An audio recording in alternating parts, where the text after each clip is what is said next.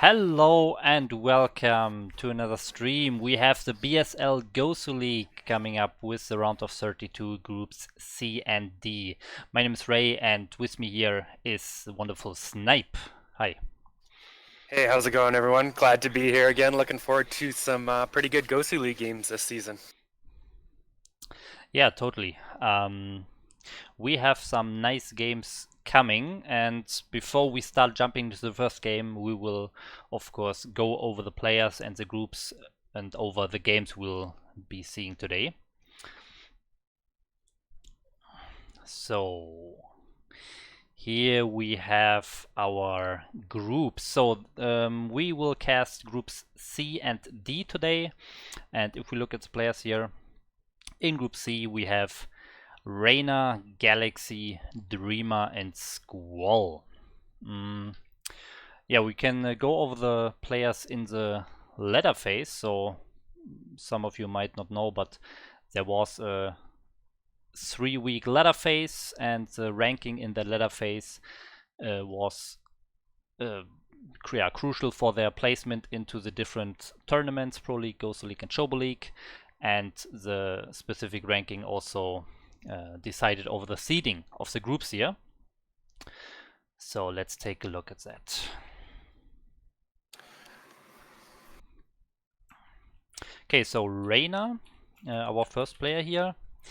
Terran from Bolivia. He did rank at 2,215 points in 25. So that is a very good result.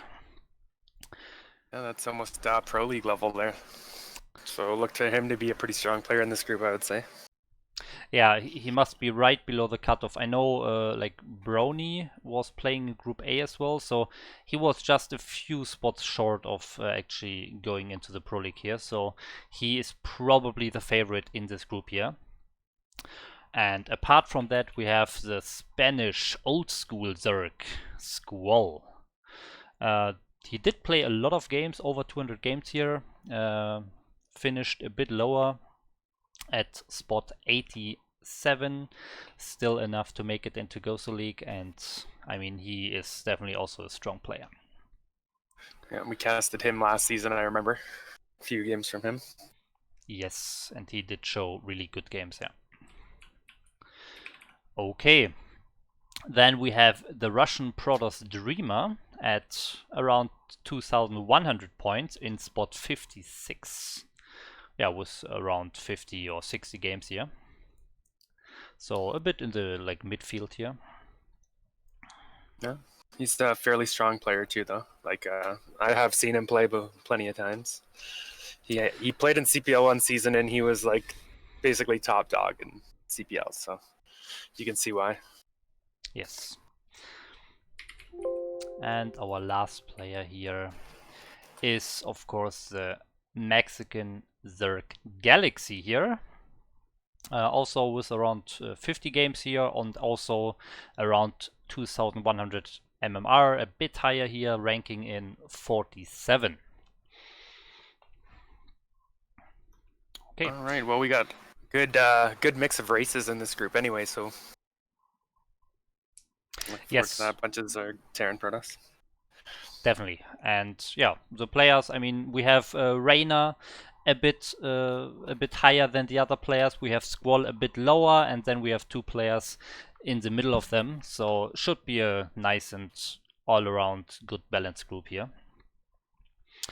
So yeah, with the players introduced, we will check out the map pool very quickly. I mean, most of you probably know the maps anyways.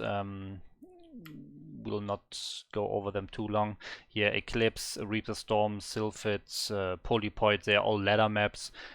Bubbles is basically Fighting Spirit, just with two ramps. Extra ramp, yep. Yeah. And a different color. That is true. So the only really new maps are Optimizer here and Benzene. Optimizer was played in like many different tournaments, Clan League already.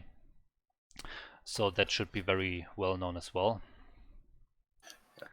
And Benzene was played in like an ASL a few seasons back as well. Quite a few seasons back now, I think. But I do remember that map as well. Yes. Yeah, it's definitely not a completely new map. So, yeah, just a little quick introduction about the maps here. And now we will check out the first game, which will be Rayna against Squall. But saying that, we sadly have to inform you that that game was a walkover. So Rayna sadly did not show up for this game, and Squall takes the win there by walkover and gets into the winners match. Well, that's a little too bad. Hopefully he shows up for some other games because looking at the Gosuleague here, there's not actually a lot of Terran players that qualified. That So, is true. bit sad to see that a Terran player is giving a walk over there, but yeah, bit unfortunate. There's only 4 Terran players in all of Gosuleague. Yeah, and one of them sadly did not show up. So yeah, our strongest player in the group did not show up. I'm still at this point not sure if he actually showed up later and maybe played his losers match, but so far we know the first game was not played because Rayna was not there. Okay, so that means we will go into the second game between Galaxy and Dreamer. So our two players who are right around 2.1k MMR, so pretty much even skill level, even or almost the same ranking there. So that will be very interesting. Yeah, it should be a pretty good match then. We are playing on Eclipse, which we have seen some good matches on this in ASL as well. So I'm looking forward to what these players can bring here. Yes, so we will go into this game any second. So we have our Zerg player Galaxy and our Protoss player Dreamer here. And the game is loaded up and it is now starting and we are ready to jump into it any second after I remove the progress bar, of course.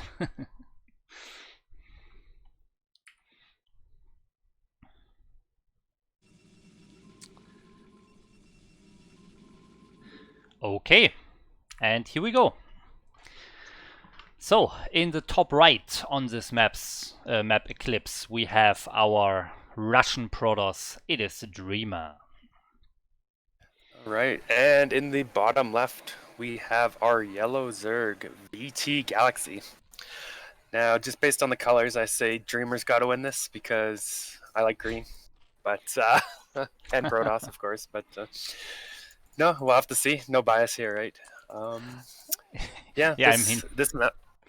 Sorry, we never had bias in our cast before, so definitely not. never ever. No. Yeah. Now, one thing I will say, I think these maps were edited slightly in BSL to have like BSL logo or something put in somewhere. Like it looks like the base is supposed to be designed that way. The Protoss base, anyway. The Zerg one's kind of covered up, but like all these little black dots, I don't remember that being in the normal version of Eclipse. That is true. That is definitely the BSL logo. It's a bit hard to see because the fog is cutting off the top left corner of the logo here, but this is indeed the BSL logo. All right, well, we'll have to see what our players want to do here. It looks like Dreamer's just going to open pretty safe here. He's just going to go for a Forge, fast expand. Nothing wrong with that, although he is hiding a probe down here. Maybe hoping to catch the drone coming down and block it or do a potential cannon rush if there was a fast expand coming out of Zerg. But as we can see here, the Zerg just went for a pool first. So nothing like that is going to be happening. Exactly, and now Dreamer realizing that he is just scouting the main here, checking the pool timing, and now goes back to the natural to block that hatchery off in case Galaxy wants to take it. He's a bit out of position. Okay, now goes into position. Nice. Yeah. As long as he's paying attention there. Oh, even puts down the pylon. Now, do you think that's worth it? I've heard different trains of thought on placing that pylon. I've actually heard from a couple of the pro players that it's not necessarily worth it because Zerg can just take the base somewhere else. But it is forcing Zerg to take the expansion, like I said, further away, making it maybe a little bit harder to defend against early Zealot pressure or something. We'll just have to see what his follow-up is here. Yeah, I'm not quite sure about that question. One thing is you delay that third base, or you delay the second base, as you mentioned, it needs to get taken further away, and that also depends on the map. On some map it's far further away, and on some other maps it's still pretty close, so that definitely plays a role. And also it depends on what build the Protoss is doing, I think. So if you can keep the Zerglings attacking the pylon for a bit, then you buy time to get your Nexus first up, for example. Yeah. And it looks like Dreamer's going to be just fine here. He does have that cannon up. He's got his gateway starting. Pretty tight looking wall here. Now, okay, one thing I will say about this wall is I've made this mistake too. Where he put his pylon, Zerglings can actually run underneath it. I used to put my pylon here until I died to a Ling all in from Lings running underneath it, not knowing that that was a gap.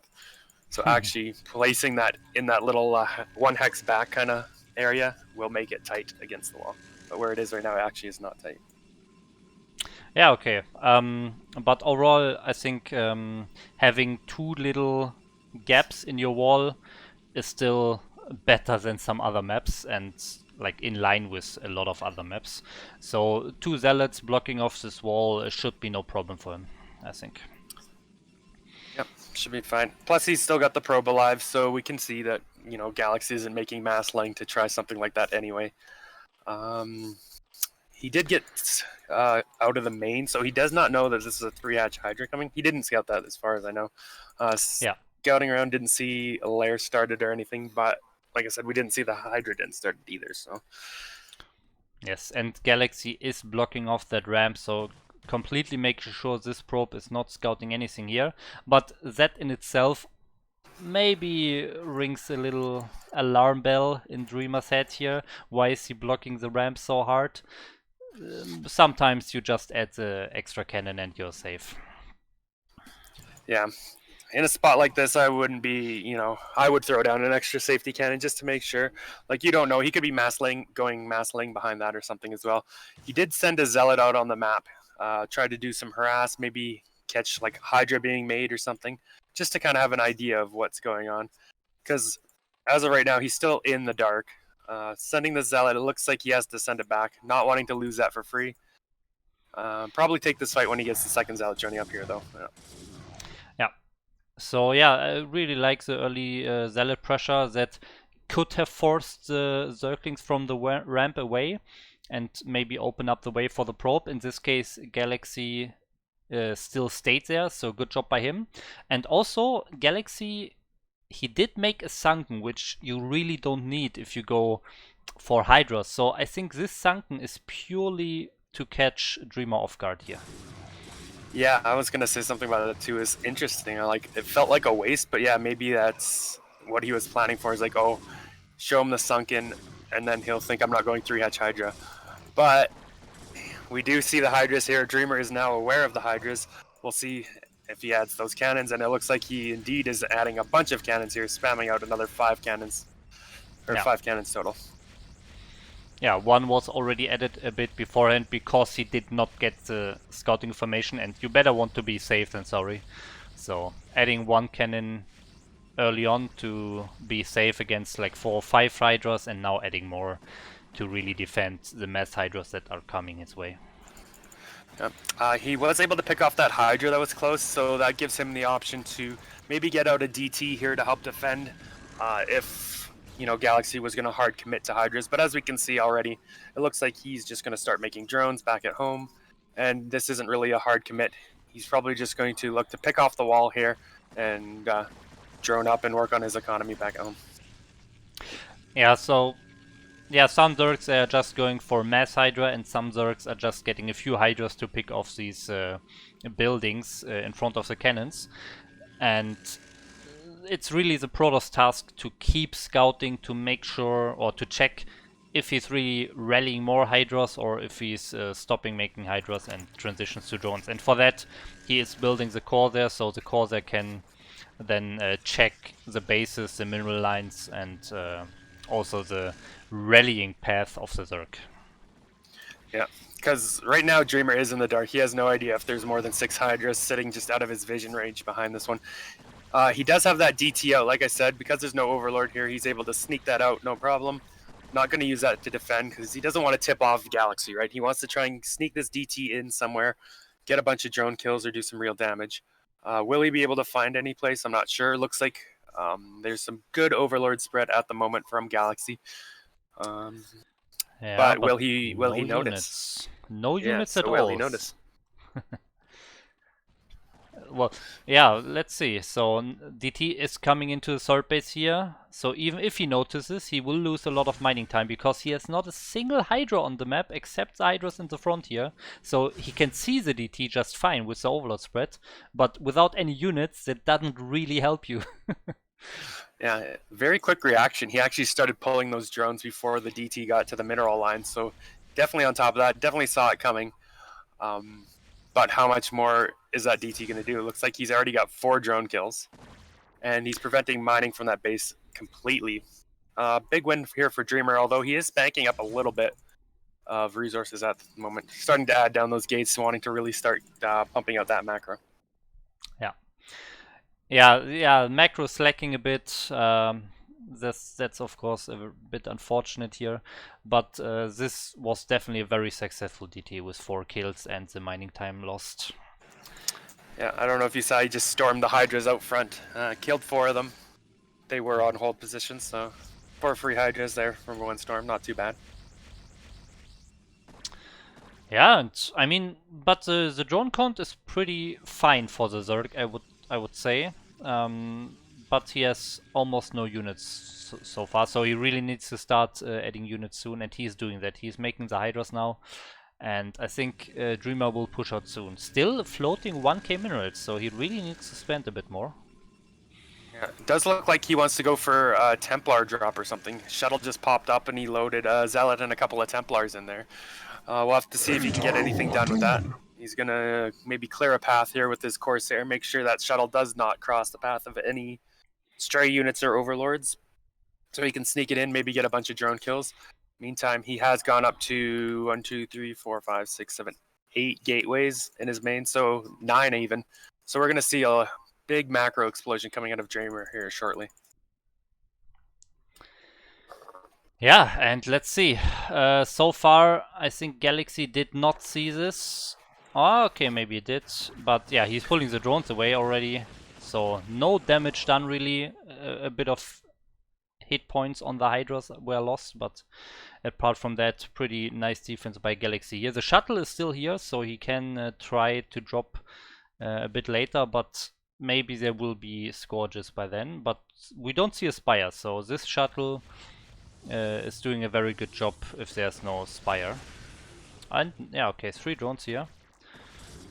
Yeah, did go in again. I do gotta say the reaction time from Galaxy has been pretty quick for the most part. Like, he had that really quick DT pull, and both those storm drops, he was on top of pulling those drones really quickly. He only lost 3 to that storm. I mean, it's more than you want to lose, but the reaction time was really good. He could have lost a lot more there. So I just noticed 2 lurkers at the soon-to-be third base from the Protoss here. Maybe wants to wait there until the expansion is actually being taken, and then the drones are, the probes are transferring, so you can like kill all 12 probes at the same time, maybe. But I mean, that is still far in the future, I think. First, we have to see the move out by Dreamer, and there will be an attack, I guess.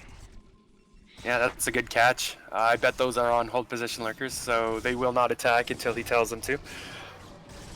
But we do have a little bit of a push out coming here from Dreamer now.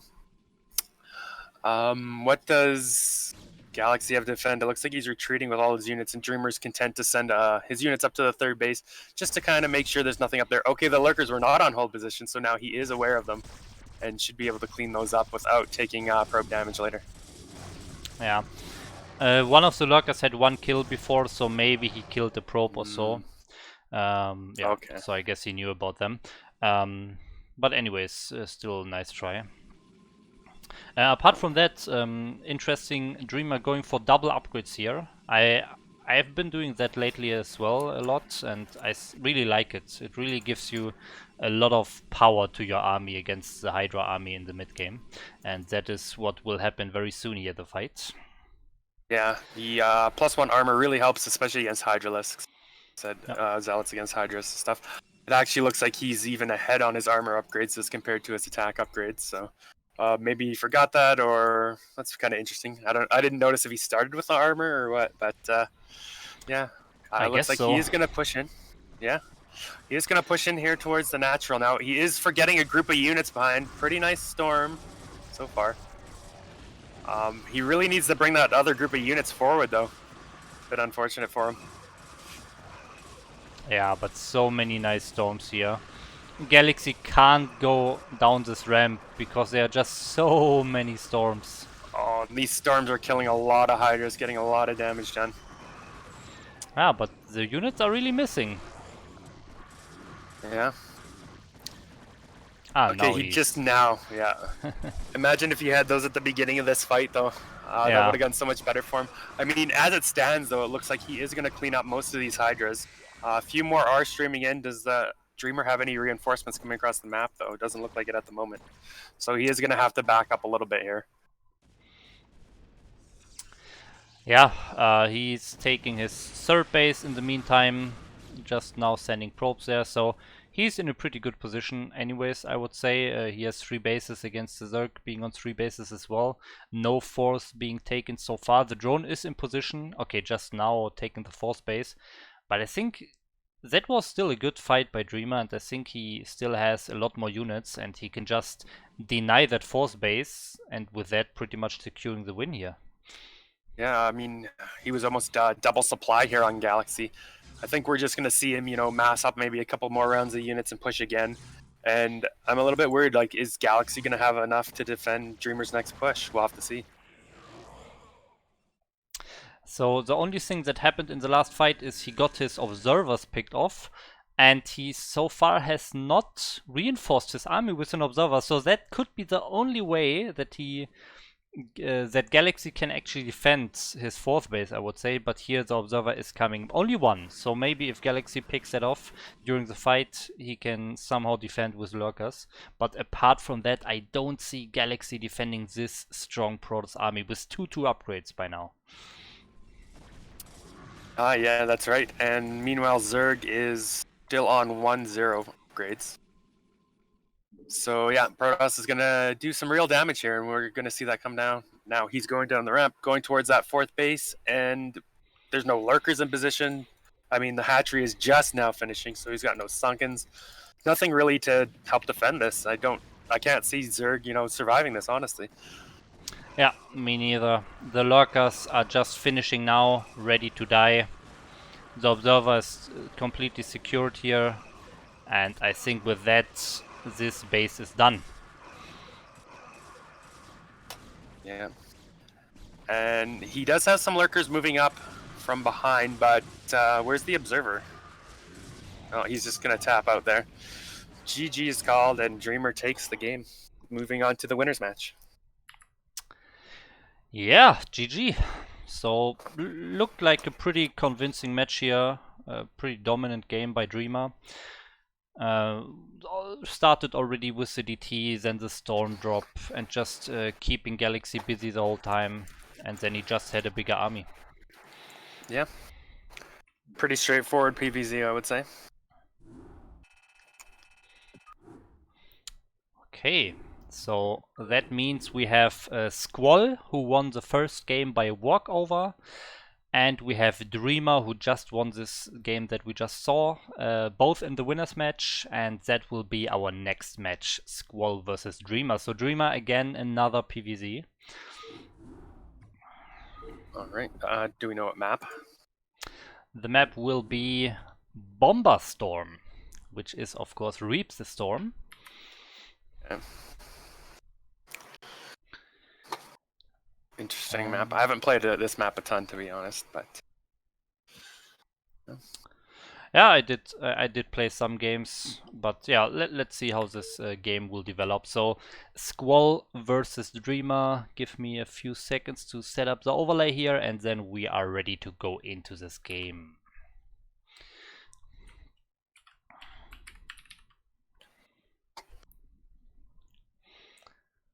Okay, and we are done, so let's go. oh, Okay, in the bottom position on Reap the Storm, we have our Spanish Zerg. It is Squall. And in the top right, we have our green Protoss Dreamer, who has a dream of making it to the next round, perhaps. One of these two players will definitely advance. This is the winner's match, so the winner of this game will go on to the next round of Gosuleague. Yeah, that is true. Yeah, we see it here in the chat as well. Best of one, right? Yeah, so both players know, okay, they're only one win away from reaching the round of 16 here. And I mean, Dreamer showed a pretty convincing first game here. And remember, Squall was also at the bottom end of the MMR for the Gosuleague players. So I think Dreamer has a pretty good shot here. Yeah, was that a little bit trying to psych him out too, asking him about the bow one? He's like, this is best of one, right? Maybe say, okay, I'm going to give you my hardest cheese or what? But we can actually see Dreamer's even doing something different here. He's doing a one base play. So this will be interesting to see. We'll have to see if this is a one gate tech or if this is two gate. Yeah, that's definitely interesting. The only time I one base against Zerg is when I forget to send the probe to the natural. But yeah. You and me both. Right, Okay. so it is going to be a two gate.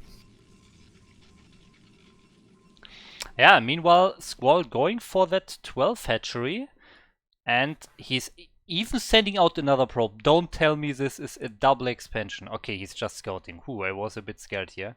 Okay, Pool going up in the main. All good. Yep. Drone is going to go scout that. Now, I guess he is going to go all the way into the main. The Overlord did scout. There's nothing at the natural of this base here on the left, so this drone should just go straight into the main and see that this is a two gate, and we'll have to see his reaction. Is he going to be prepared for this? Does he know how to handle it?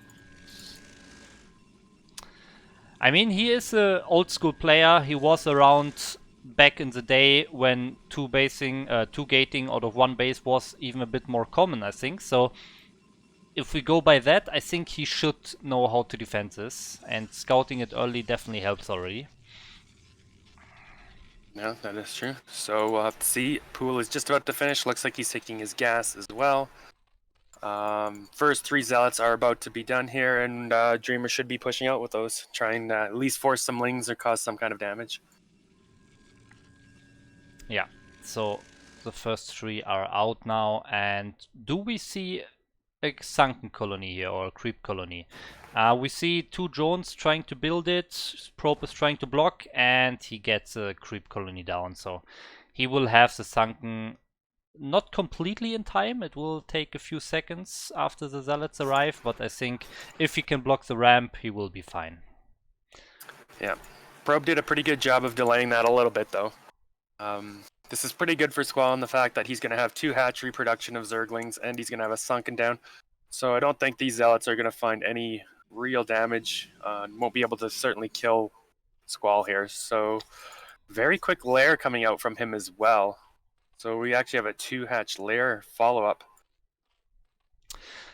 Yeah, I think that's a good follow-up, because when the Protoss is doing that one base play without the gas, he has two options to transition. He can take a Nexus, so that costs a lot of minerals, and the gas is very delayed, or he goes for the gas and is only on one base. So in both positions, you have a very hard time playing the game, because if you're only on one base, you're not in a good position as a Protoss.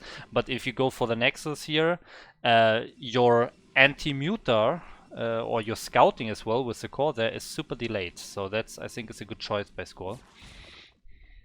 Yeah, I think we are going to see probably Muta here. The lair is finishing up. We don't have a Hydra Den started at all, so I think we're going to see that Spire thrown down here very shortly.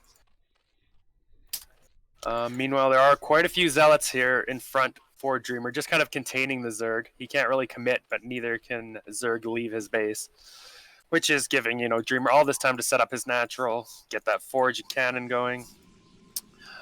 He does start his gas mining just now, but as we can see, that Spire is now on the way.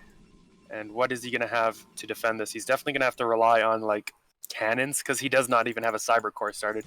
And there's going to be Mutas very soon. Spire is halfway done.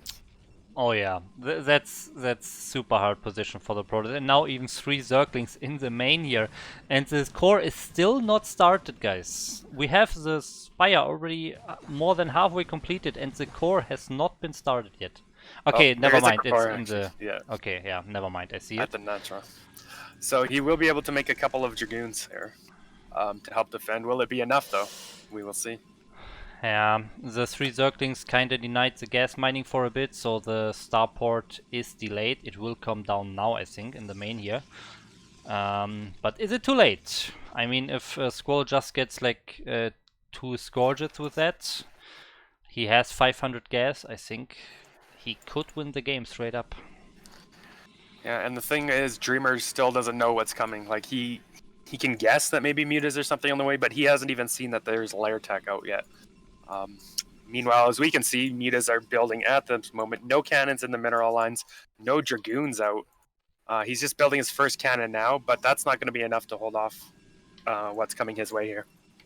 Yeah, he needs definitely at least 1 cannon more. And also, no pylon at the natural here. So, just now adding the pylon. So, he can't even build the cannons covering the mineral line here in the natural. So, this pylon is a bit too late, I think. So, the mutas already arrive at the main base. Now, the first cannon is not even finished. And I think with that, this game looks like it's over. Yeah, what can he do? He's trying to build a couple more cannons, but I mean, that Corsair is going to pop out and not going to be able to do anything. There's already 6 mutas here. Main is forfeit, and yeah, Dreamer knows it. He just GG's out right there.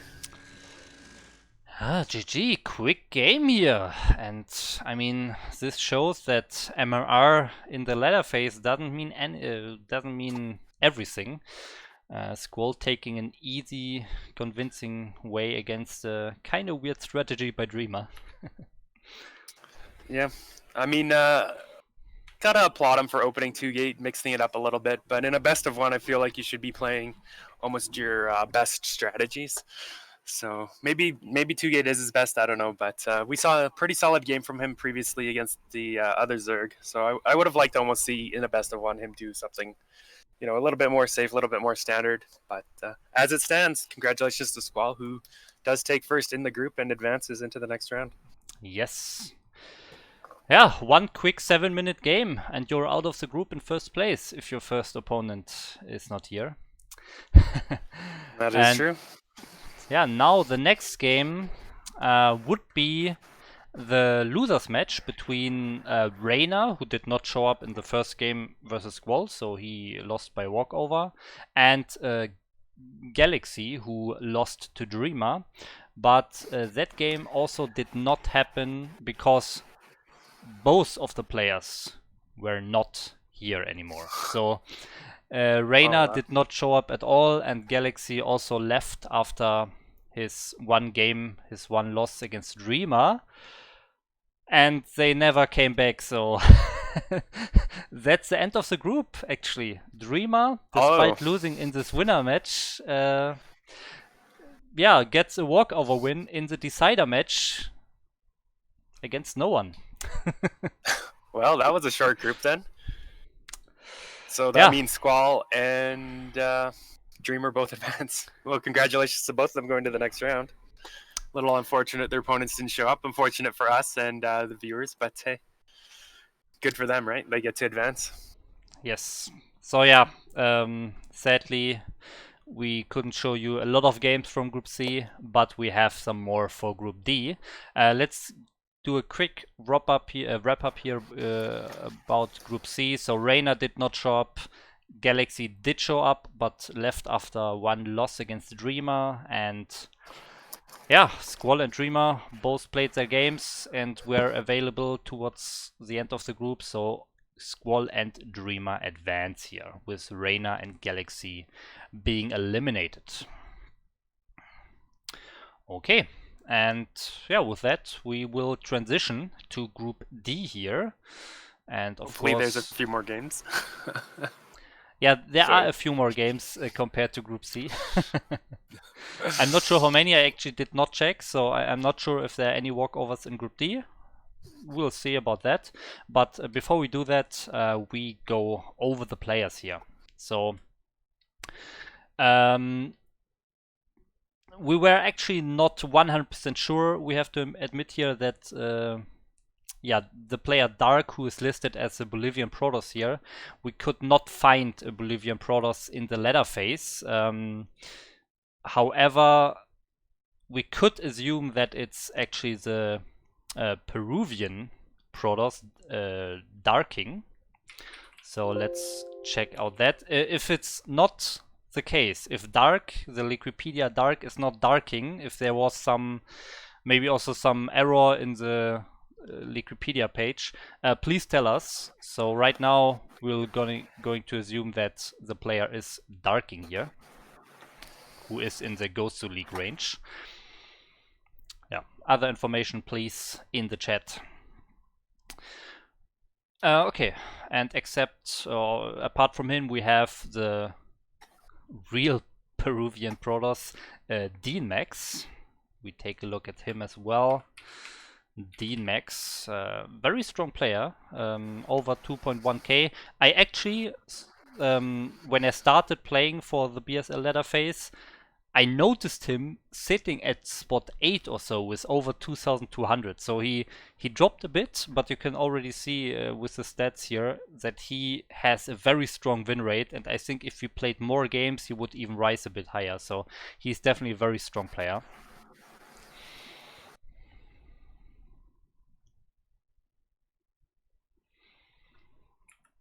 Okay.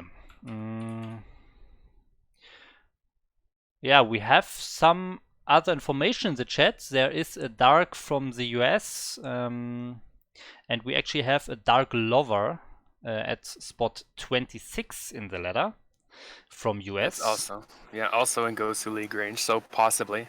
Could be, yeah. Again, we don't know. I think I saw Wordy in the chat. Maybe he might know. Yeah, but, we'll see. Otherwise, yeah. Okay, let's go over the next so it is players. Dark Lover.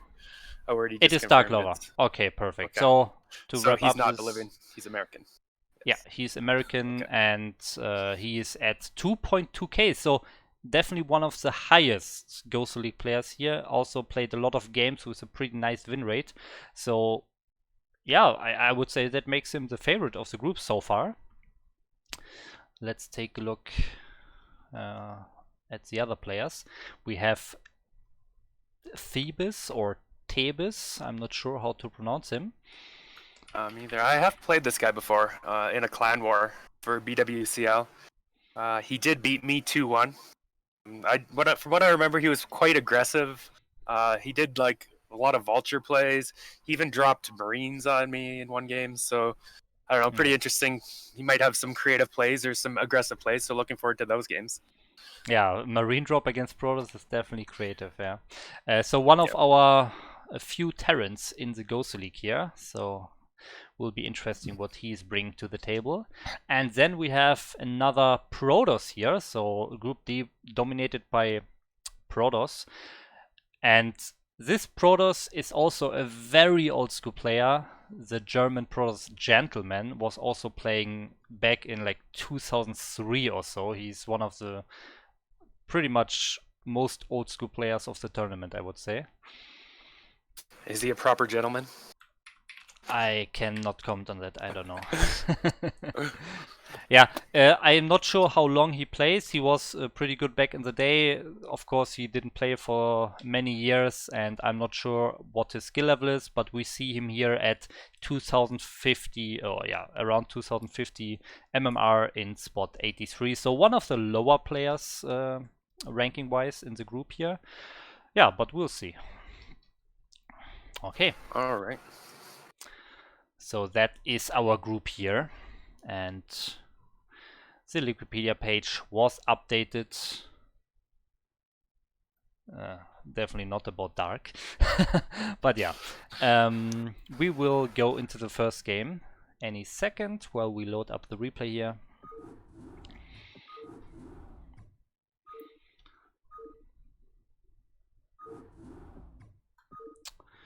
So this first game is Dark against Max, or is it 1 Dark versus 4 or 2 versus 3? Gentleman, actually. Oh, okay, so it's always 1 versus 4 and then 2 versus 3. Right. Okay. At least that's how it's set up in this stage. Got it. And we're going back to Eclipse. Yes, the start map of or the only map of the initial best of one, the first round of the group was always Eclipse here for the Gosuleague. All right. Okay, I'm setting up the overlays here, and then we go into the game. So we have Dark Lover. I'm going to write down Dark Lover so there's no confusion in the chat here. And then we have Gentleman with all his capital letters, of course. Okay, and now the game is starting. So that's a PvP. What do you think about PvP on Eclipse, Snipe? Well, I think it's an interesting matchup, and it doesn't look like it is a PvP. We do have a Zerg player in this game. Wait, Bull Dark is definitely the Bolivian player. I played him in my Nation War games already. So that's definitely not the Dark Lover from USA then. Bull is a Bolivian clan. But there was no Bolivian Dark. There's no Bolivian Protoss, right? So we still have some confusion about this player, I guess. But yeah, this is definitely the Bolivian Protoss here. I'm pretty sure about that. Or playing Zerg. Well, this is interesting. Anyway, so we have our Bull Dark, whatever, yellow Zerg here in the top right corner of Eclipse. And in the bottom left corner, with his super old clan tag here, PG Gentleman. Oh, he's asking where he's from. This might help. There, he even says he's from Bolivia. He there is you a go, Bolivian. In chat.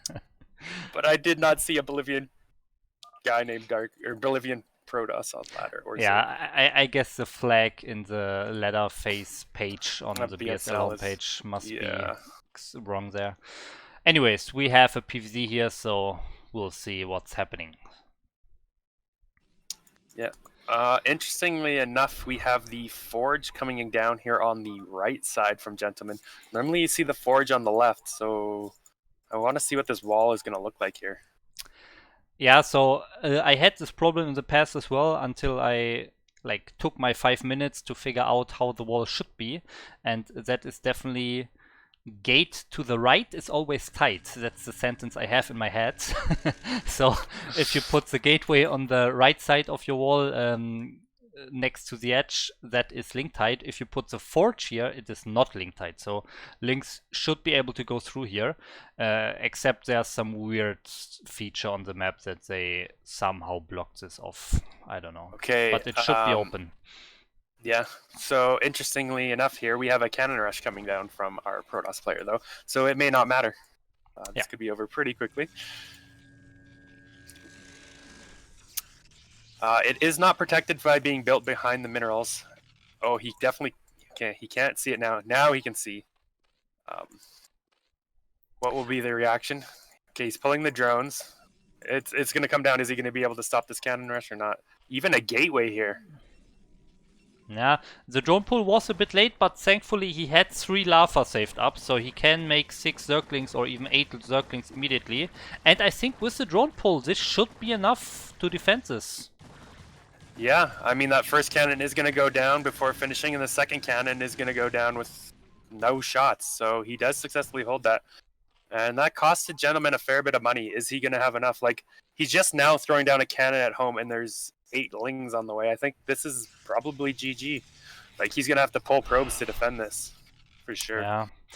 And he also had 2 probes for that cannon rush. So even pulling 2 probes, so his mineral income is super low. The only thing he has an advantage here is the worker count, but let's see how this fight goes. Alright, he is trying to block the lings, but they do get on top of that first cannon. And it looks like they are going to be able to take it down. Yeah, if that second cannon goes down, there's no way he's going to be able to hold. Oh, it's super close! Oh my no, God. 6 HP! Oh man. That's crazy. He's retreating all his probes though, and there's still lings coming across the map, and that cannon is still super low. I don't know about this. Yeah, he Like those definitely lings are needs definitely to gonna. block here. Yeah, yeah, There's those no lings are definitely gonna Zealot. be able to kill it. Oh my god, but Um, Dark is not moving. He's not doing it. he's not pulling. The lings aren't going in, so he's gonna get the block in time. Maybe. Oh my Look at god. that.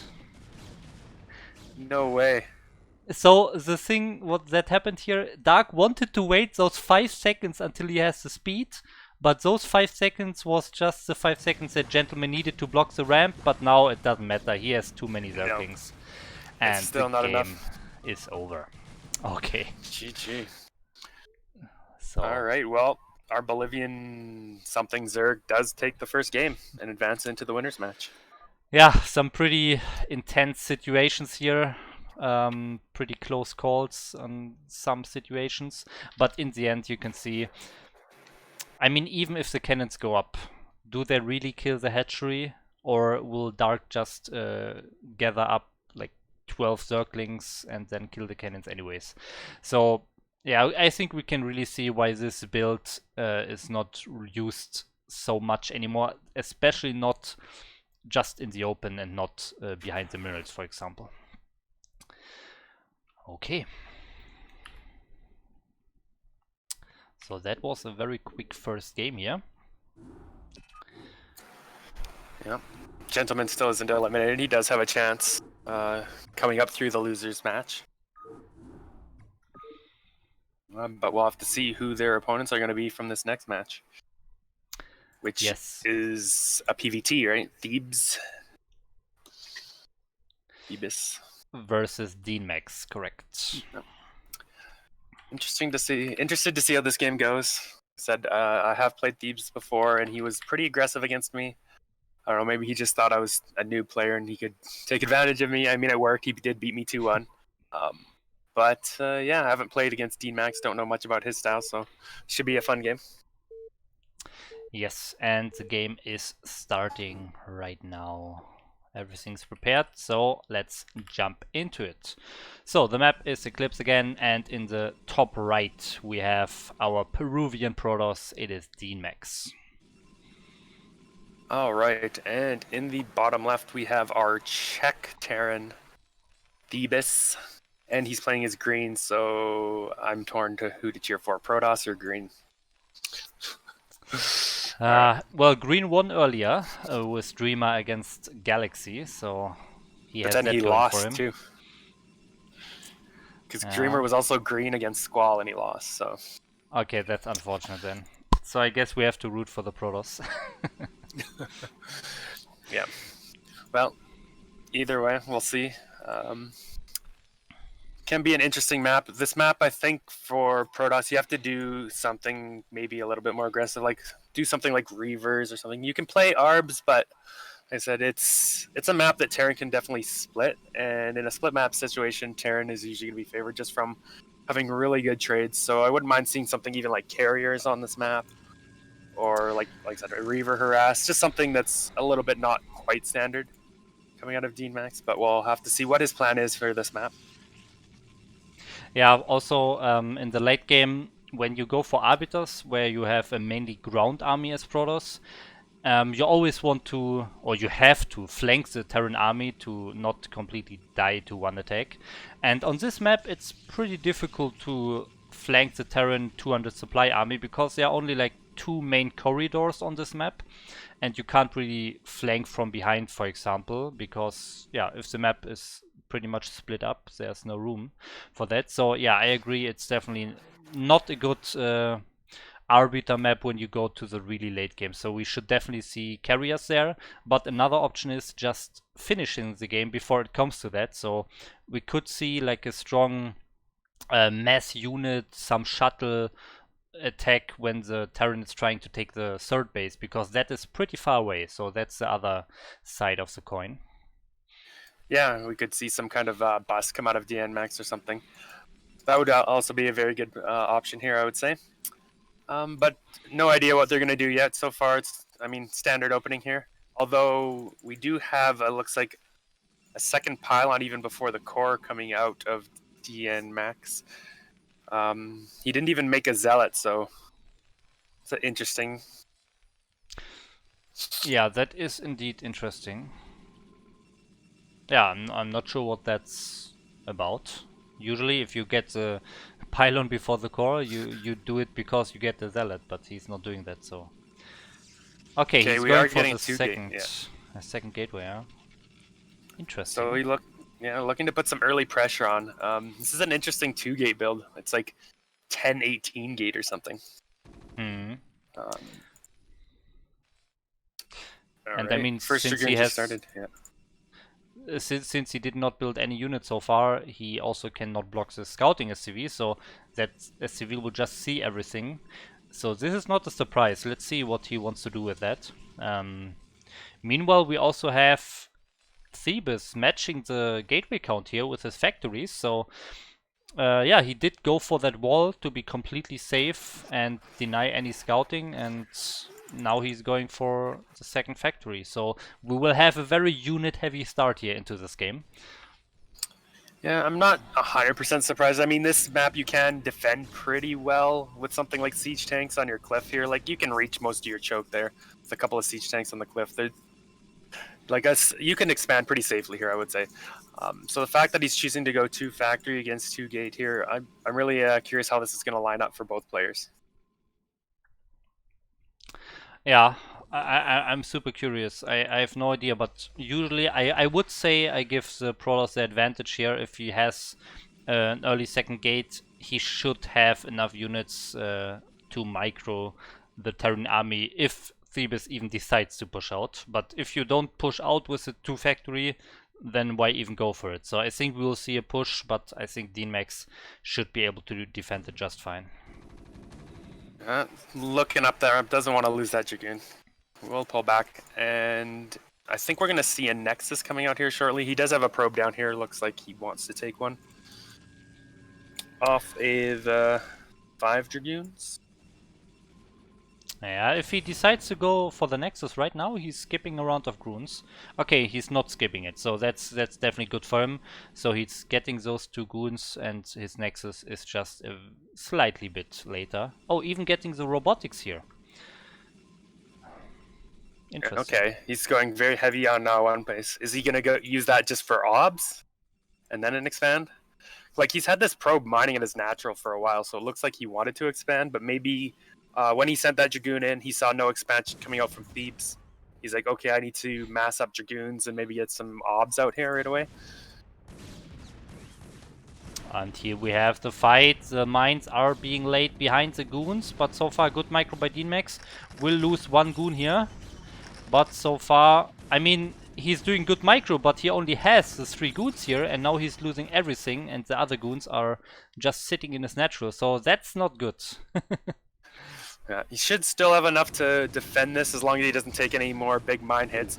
But you can kind of see what I was saying earlier, how Thebes liked that Vulture play. He was a little bit more aggressive. We can see how that worked out for him. He did manage to kill 3 Goons, which is nice for him.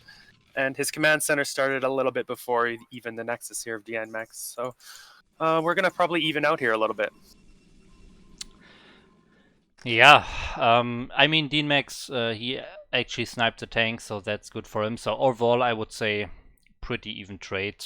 Yeah, maybe Thebes with a little bit earlier CC is slightly ahead, but I think DNMax, since he has so many units now, he could really go for that bust I spoke about. Maybe he's getting the shuttle after the first or second observer, we'll see. Yeah. Once he gets that first observer, I'd like to see him, clear these mines. Maybe he'll do a little bit of counter pressure because, I mean, as we can see, Thebes doesn't have a lot back at home. 2 tanks, 1 Vulture, a couple Marines. But can't really stand up to this number of Dragoons in the current positions anyway. Throw a tank on the cliff, I think he'd be fine. But we'll have to see. Does he want to pressure? Or is he just going to build up and maybe do something like you said, try some kind of a bust play later? Yeah, and so far we see DNMax, despite making units all the time, his minerals are going up a bit, and now he just added 2 more gateways, but he still has 300 minerals, so he has to spend those minerals, and the deciding question is Will we see the third gate, the third base, or will we see even more gateways here? I think if he wants to go for the bust, he has to add them very soon. Yeah. Well, he has made a few zealots here, which usually will signify, you know, making them this early looks like he wants to do some kind of pressure, or at least use them for a drop. And we do have a shuttle being built, so yeah. Good call. Looks like that may be his strategy here. Pushing forward, he's not going to be able to push in much more with these Dragoons. Looks like he's going to try and snipe a tank. Oh! Okay, was a fine pull, I guess. That goon was dead anyways. Yeah. Not bad. Alright, yeah, he's got to back up now. 3 goons against 3 tanks isn't the fight you want to take. And now we have that shuttle going. It's loaded up with 4 zealots. We have a total of 6 goons, I think. Yeah, 6 goons. The observer is in place. And we only have 3 tanks. He cannot lose the observer. Otherwise, he cannot push in, I think. Are there more units coming? Okay, 2 more tanks are coming. So 5 tanks against 6 goons with a shuttle. I'm not sure who wins that. Ooh. Okay, well. Free Dragoon there. Just trying to kill that eBay. Maybe not worth it. Okay, here comes the Zealot bombs now. We'll have to see how they are. I mean, if he kills all these tanks here, there's not much stopping the goons from pushing in. Yeah, that was definitely a nice Zealot drop. And yeah, having no vultures at all, these tanks are just dying. And there's nothing left for Thebes. Yeah, he's got 0 units. I mean, he's got a 3rd command center started, but he's got no units to defend this. And there's like, what, 9 goons here just going to town in his natural and in his eBay. Yeah, he's going to have to lift the natural. With these 2 tanks on the high ground, maybe an SCV block the ramp. He may be able to defend for now, but he's taking a lot of damage. I mean, he's not mining. He has 3 command centers, but he's not mining from, or he's only mining from 1 of them, I should say. Yeah, so yeah, if he really makes a lot of SCVs, I think he can still recover, since DNMax still has not taken a 3rd base. He will do so right now. But I think it's not completely over yet. He can stabilize, and he's taking his natural again. But we can see the worker count is now in DNMax's favor by quite a bit. Yeah, he is also taking his 3rd Nexus now as well. So setting up for a good follow-up here. Citadel of Adun is just about done, so we'll have to see, is he going to go that get leg speed and go for another bust attempt? Is he just using it so he can tech up to Arbiters? We'll have to see. But I would definitely favor his position, right? He's got more workers, he's up 30 supply, he reset the tank count again, even killed that eBay. We got Thebes making SCVs from his 3rd command center in his main base too. Just trying to get that SCV count back up. Yeah. But you can already see the supply. If you're like 50%, or if your opponent is like almost 50% higher than you are at this point, at this early point in the game, that's not a good position. But I mean, we talked about it. It's pretty hard to fight the Terran off in the late game if you don't go for carriers, and there's definitely always a way a Terran can win as long as he's alive. Yeah, super defensive. They can just defend so much with so little sometimes. Okay, I heard it on Siege. I thought he was going to maybe go for some kind of a push out, but it looks like it was just the tank on his cliff there. So where does Thebes go from here? Like, he knows he's a little behind. He's got that 3rd command center. Is he just going to try and push these Dragoons back far enough that he can secure his 3rd base? That seems to be the plan for him at the moment. Yeah, that should be the plan as well. He really needs to get the 3rd base now, because DNMax already got the 4th up. Almost done. His 3rd is actually, it's mining pretty late. It was completed for quite a while, only now getting the probes it needs. But yeah, still DNMax is still far ahead, but we can see the worker count and the supply are closing a bit, so yeah, maybe Thebes really can come back.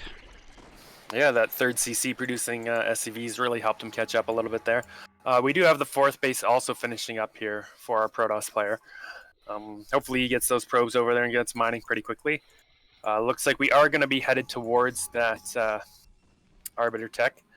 The scan only scanned the Templar archives. Okay, that scan from Thebes. He did not see the Stargate, but he can maybe assume that this is what it is, seeing the Templar archives, but not just for Storm.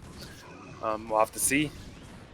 Looks like a little bit of Vultures coming out here, trying to do some damage, picking off a few Zealots, but not going to get too much done. Maybe kill a couple of Zealots and get out of there. Lay some mines. Yeah. I mean, that's pretty much always a good trade, using some Vultures to kill some units here. And now he has his third base. But can he hold it? So far, it's not really secured. It's only yeah, a few mines in front of it, but no tanks actually reaching the entrance to that third base. So if DNMax gets over there, he can deny it still. Yeah. One thing I will say is like Terran is still on 0-0 upgrades and no armory. Oh. So even if he does get to a max position from here, his army isn't going to be as strong, right? Like even if he started the armory now, he's going to barely have +1. So, and I don't even see an armory in sight. Like he doesn't even look interested in starting an armory. So when he does push out, his army is still going to be 0-0. Whereas Protoss doesn't have a forge. Okay. Yeah. So 0-0 against 0-0. A completely upgradeless game that you don't see that every day. But he has the arbiters almost out. Well, if he actually starts it, he has a lot of gas. Okay, just now doing it. Stasis on the way, and now also starting the upgrade here. Yeah, with 4 bases, being ahead like 60 supply at this point, he's in a very good position anyways, even without upgrades. Yeah. And he's even adding a second Stargate now, so he really wants to go heavy on this Arbiter play. I would like to see him take a couple more gases. Like, he's low on gas, and if he's going to go for 2 Stargate Arbiter here, he's going to need more than the 2 gases that he has. He's got the minerals to do that, so... okay, looks like he is going to take both of his gases now as I say that, so... maybe reading my mind, or Protoss Brethren here. Definitely. Meanwhile, we do have a drop at the Terran Natural, and...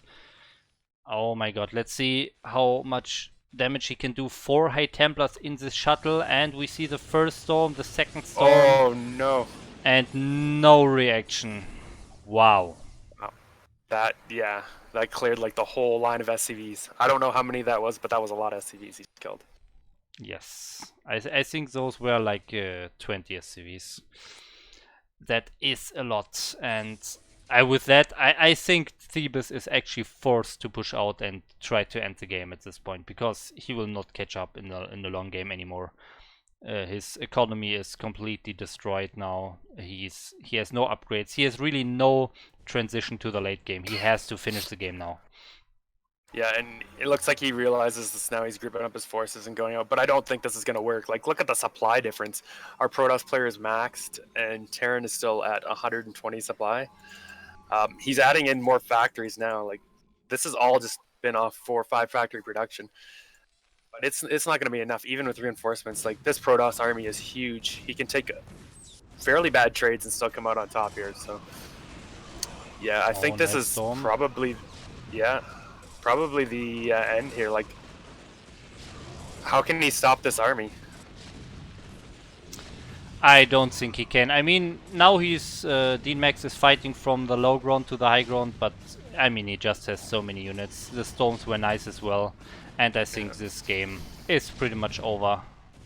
Yeah, even with no Zealots left, or only a couple of Zealots left, yeah, and Thebes knows that DNMax does take that down and advance into the winners final. Exactly. Okay. So let's take a small look at the group again. So we had Dark, the Bolivian, Zerk, Bull Dark, playing against Gentleman and advances to the winners match, and now we saw DNMax. So we have 2 South American players here in the winners match, and that's the match that we'll see next. All right. But it won't be a PvP, probably, because we saw Dark go Zerg Protoss earlier.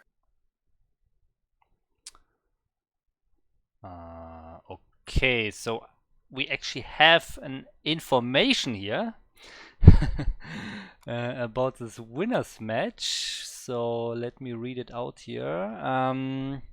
So it looks like Dark was not there, and Dean Max wins by walkover.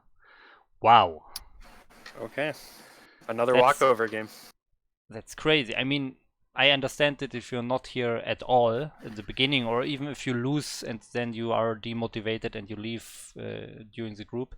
But if you actually win the first game and then just disappearing and not playing the next game, The winners match. that's unfortunate here. So yeah, that means we have Dean Max advancing 2-0 out of this group, defeating Thebes in the first game and then getting a walkover over Dark, the winner of the first series we saw.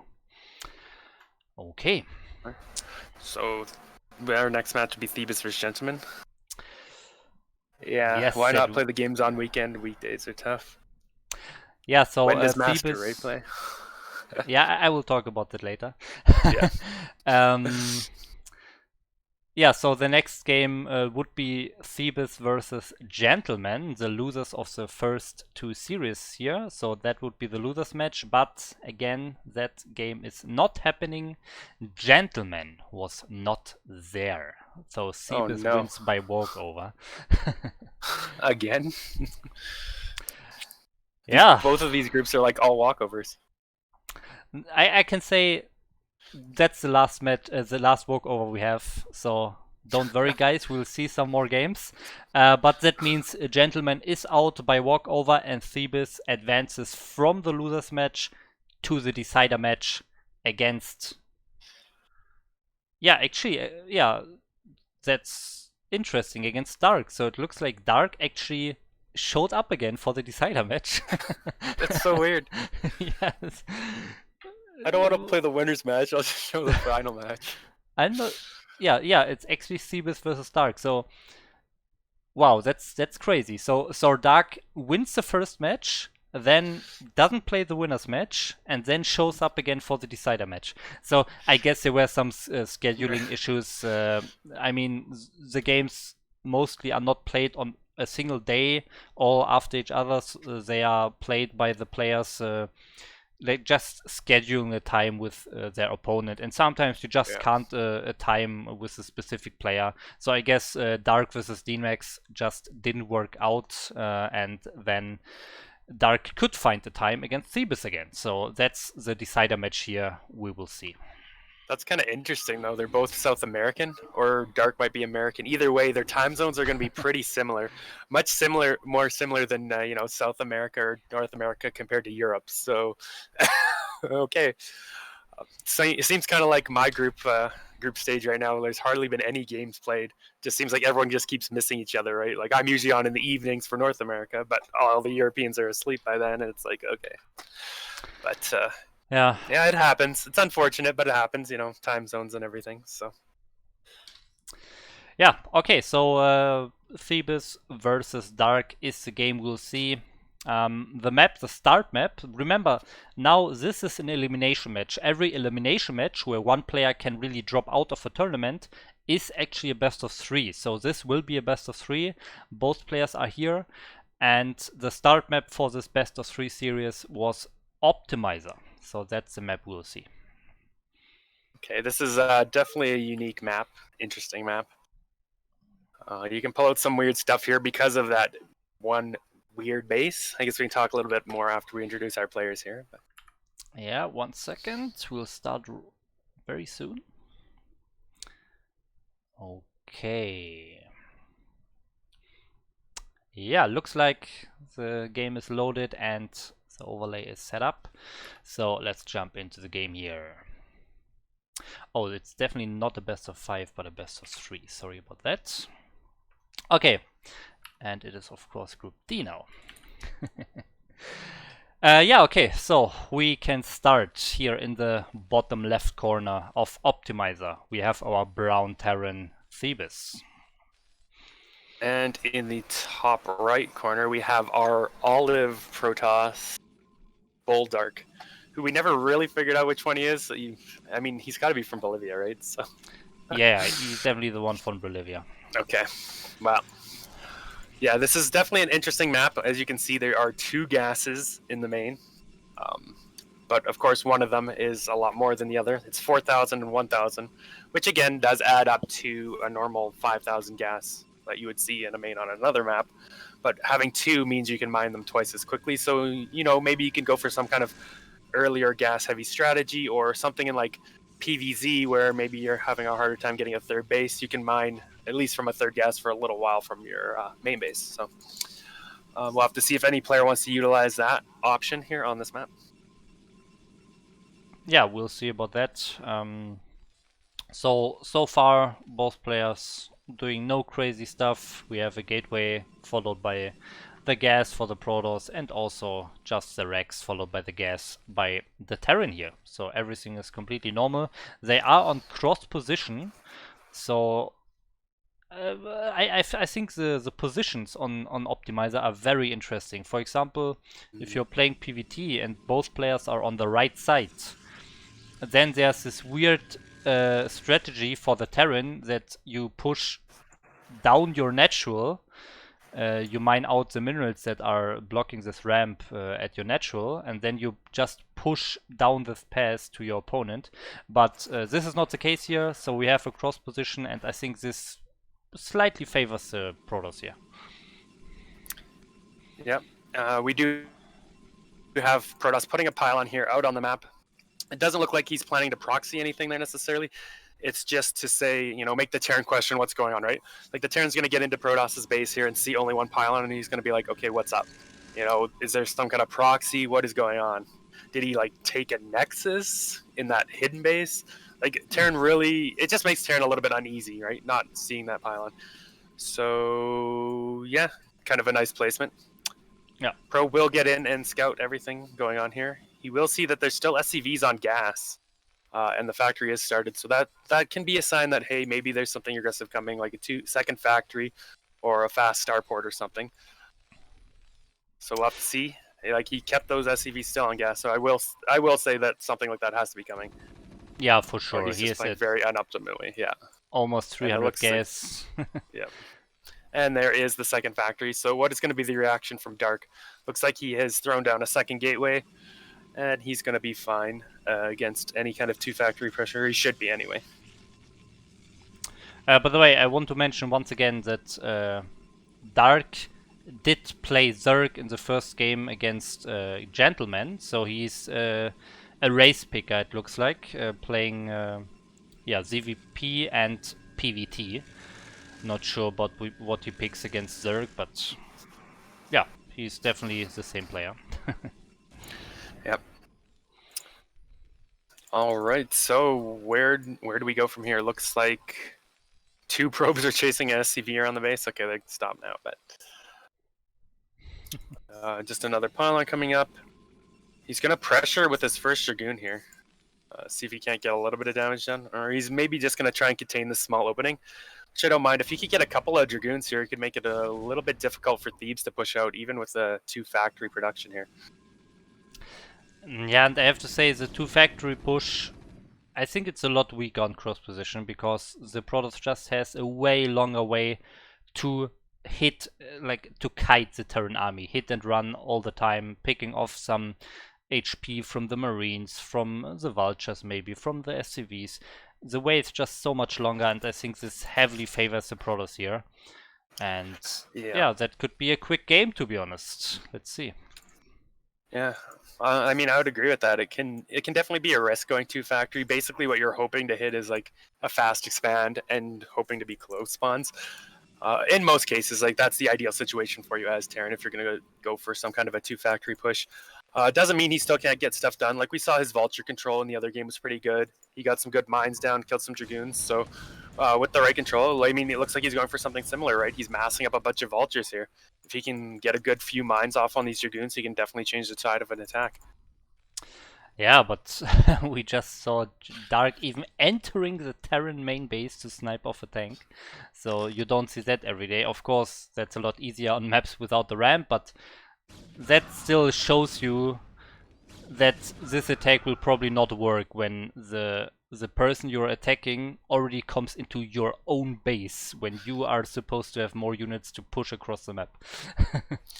Yeah, this is just kind of a weird situation, right? It's like you're going to factory, you're going for the super aggressive opening, but now you can't do anything because you have such a small choke and you're basically contained. He almost needs siege to even get out of his base at this point. We can see that he is upgrading it, but it's going to be a little bit before that's done. So he went for this, heavy opening and didn't really get anything done with it at this point in time. So you got to say that favors Protoss a little bit here. Yeah, meanwhile, Observer is building, Nexus is almost done, and he already has a lot of units, Dark that is. So Dark in a wonderful position here. He only has to see that he's not losing too many goons against the siege here. Yeah, does get hit and backs up instantly, so should be all right. Does allow Thebes to be able to push out. He has started the command center in his in his main base here behind the natural. So it looks like he's going to try and just push out. Nice play by Dark. He's trying to keep these vultures contained. Doesn't want them getting behind his goons and running across the map to kill all his probes for sure. Yes, so Observer is on the way now, so I mean, he has so many goons that there is a chance that if Seabis goes out too far with the tanks that he could actually dive on the tanks, but yeah, getting another shot here, I don't think he will do it, but I mean, he can still deny the vultures from going out, he can clear the mines that are being laid too far away from the tanks, and yeah, Thebes is very restricted here. Did kill one of those Dragoons with this slow siege push out. Okay, he's just forcing him to back up slowly but surely, but Dark doesn't mind this. I mean, it gives him all the time in the world, right? He's got his natural set up. Where is he going to go from here? He's got 4 gateways. He's got even a shuttle started. So maybe we're going to see him try some kind of a bus play here as well.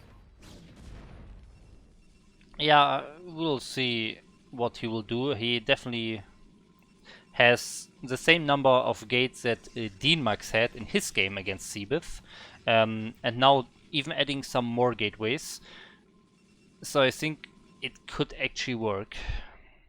Oh, now the vultures are going out, so let's see what he can do with that. Maybe he can lay some mines to kill some units for free if the observer's not in place, or he can maybe kill some probes or delay the push. Let's see. Yeah, don't think he's going to necessarily be able to get in and kill any probes here. We already got most of a wall set up and some units kind of blocking the way. So it looks like he's just going to scout around with these vultures, make sure there's not like a bunch of bases or anything hidden around the map. Or place some mines and key locations. But meanwhile, we do have that shuttle loaded up with zealots now. So are we going to see a push from Dark here coming soon? A bust attempt, maybe. Yeah, I think we will. And by the way, we also see 5 factories from Thebes, which is quite a lot for that early for 2 bases. And he's also not getting any armory or academy or anything like that. So it looks like he just wants to make mass units and go for a big push here.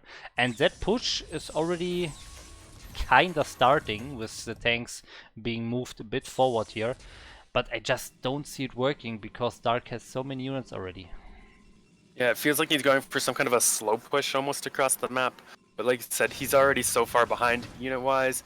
And all he can really do is claim territory because he has to push so much further going cross-map. Like, even going 5 factor here and doing a cross-map position push is a little questionable, right? But we'll have to see. Still no armory. I mean, we saw this from him last game too, right? Like, he just didn't believe in upgrades maybe in PvT. Just mass units. But yeah, I don't know how this is going to work out for him. We can see he's down like 12 workers. We got a lot of zealots coming out here now for DN Max.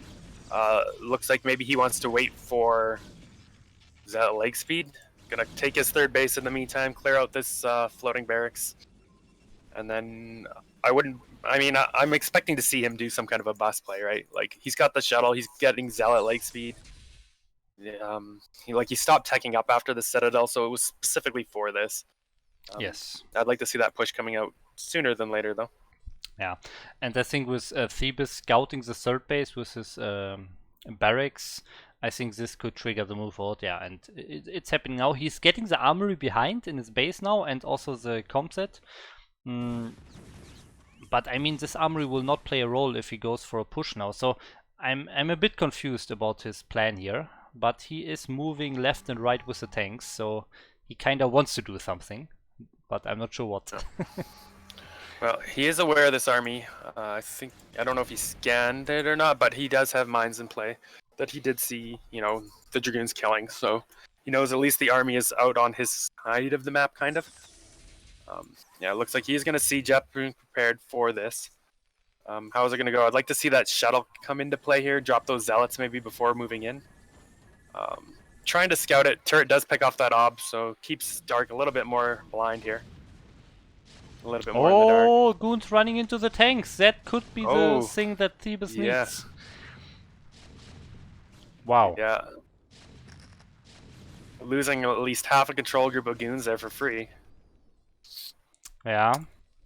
And yeah, I mean, Thebes still not making okay, just now starting the third command center on position, on location actually, and also now getting the first upgrade. So just now starting his transition into the late game. I think that's very late already, but it just looks like he doesn't want to push.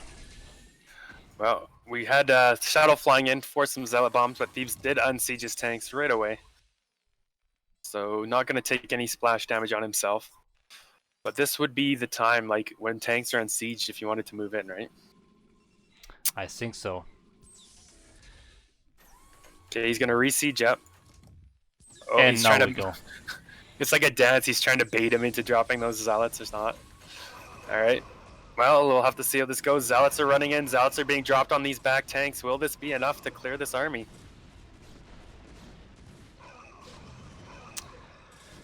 It is close, only Goons left, no more Zealots, and I think the tanks win this fight, but I think it was still enough damage for Dark here. He killed off many tanks, and I mean, he has the third base, he has the upgrade advantage as well, just a bit ahead. He has the fourth base, yeah, and I think he just has the better possibility to transition to the late game here. Yeah, but it looks we'll like see. he's going. Yeah, it looks like he's staying or planning on staying on Gateway Man here. Like he's adding in a couple more gates. We've seen no transition or additional tech come out of Dark. Like no Templar archives or anything started for Arbiter play. He's still even only on one gas. So yeah, I think he's just looks like he's going to take another base and mass out a bunch of units and play Gateway Man. Yeah, it's definitely interesting if you have so many bases with a fourth base coming up that you don't transition to arbiters or carriers. It's pretty rare, but yeah, that's what he wants to do. And I mean, you can do that definitely against the Terran who is low on upgrades. Against like a 3-2 upgraded Terran max out army, you can definitely not do that. You need arbiters or carriers against that. But since that is not the case for Thebes here, Thebes is still a completely unupgraded army here. Yeah, he can definitely go pure Gateway Man and still be completely fine here. Yeah, that's what I was going to say, though. Like, if this game goes long enough and Thebes does max out or get a big enough army, it's going to be a lot harder on Dark if he doesn't have any of that additional tech. Like, if he doesn't have Storms and or Arbs and or Carriers or something, like, you really need some higher level tech to fight off a max Terran army. So maybe he's hoping to go for another bust attempt here shortly. We do have a drop coming in, fake drop coming in at the third base. I don't think there's anything in there. No. Yeah, if you're talking about the Protoss third base, yeah, he did kill like 6 probes here, or 7, 8. Oh, I just missed it, okay. Yeah, but overall it is cleared by Dark here. But he took a while to clear that because he wasn't really going through the minerals here. You can still see the units running around at the bottom. He needed a bit of time to run through his natural. But now he did. Okay, I think my replay is desynced. Oh, what? Really? I just looked at, I'm like, why are there probes long distance mining from his fourth base? And I'm looking at your replay on stream and he's got the fourth base and it's mining just fine, so yeah. Oh, wow. My probes are mining from there, yeah. Yeah. from there to his main. Okay, then yeah, I will pause the replay. Yeah, I guess we will remake then, right? I will change the scene here and check what the time is. Yeah. We can see the time on top of the minimap anyways. 15:37, and then we will just remake this game and hope it works. Yeah, that's crazy. I have not seen that happen so far in Remastered. I've seen a couple of desyncs, but it's a lot more rare than it used to be. Okay, game is created again. That's a That's BSL classic in the chat here. Okay, didn't know that. That's probably why I was like, why is there a fake dropship just hanging out here not doing anything? That's probably why. And then I was like, why are there probes long distance mining? Okay, something's not right here. All right. Okay, let's see. 15:37. Okay, yeah, that's better. He does have this fourth base now. Okay, And there's wonderful. actually no probes. Okay. He still had probes mining too at his third base. There's none here now. Okay. Yeah, okay, so we are back in the game. 170 supply against 105, so Bull Dark still way ahead here. I mean, yeah, Cebus is killing some workers, and he's actually ahead in workers now. Yeah, but I just don't see any hope for him with those upgrades. He has 1-0 now. Second upgrade is coming. What are the upgrades for Dark? Yeah, I mean, he needs to do a lot more of this kind of damage. Like, a lot more probe kills and still build up a maxed army. Like, he can't push before maxed. Protoss has all the time in the world. And we're going to probably see another bust attempt coming out of Protoss here when he's maxed or shortly before or something. Because, I mean, he has no arbiter, so he has no option to recall. He's got to do something when he's maxed, right? He can't just sit there and let Terran max out. So, what is this play going to be? We're going to see. It looks like he's getting into position here to maybe try for that next bust attempt now. Yeah, and he's actually not... Okay, he just started the next upgrade. Okay, 1 second. There's a drop intercepted here, but the dropship is going through. Can he drop out the vulture? I don't think there's a place where the cannon cannot reach, so I think this drop is doing nothing here. He's even got his shuttle following this dropship now. Okay. If he were to drop out, he knows exactly where it is. Yeah, and so he can be ready for it. What I wanted to say is the upgrades for the Protoss player here are not super great either, and yeah, since he's not going for arbiters or carriers yet, and he also doesn't have like 6 bases with another 20 gateways in another position, there is still hope for Thebes here. Thebes can still max out and then do like a 2 attack upgraded max out push. And if he's only facing gateway units that are upgraded 1-1 at that point, he can still take the game and take the fight and take the game maybe. So we really need to see something here for Dark. Okay. Okay, well, he is starting a couple of Stargates now and a Templar Archive, so it looks like he wants to go for 2 Stargate Arbiters behind this. Yes, also another Forge here, so finally transitioning to the real late game here. Yeah, but it feels like it's so late. Like, he can't even build an Arbiter at the moment because he's, you know, maxed. So he should probably think about doing something with this army. He's just kind of like sitting out in the map, teching. Like, this is giving Terran the opportunity they need to max out, right? Like, Terran's happy to sit here until they're on 200, and then push out against the Protoss army. Yes, definitely. Oh, and we see some vultures here killing some some zealots, but also dying to their own mines. So yeah, not the very best trade, but usually this is a good thing to do for the Terran. By the way, look at the worker count, almost 70 to 60.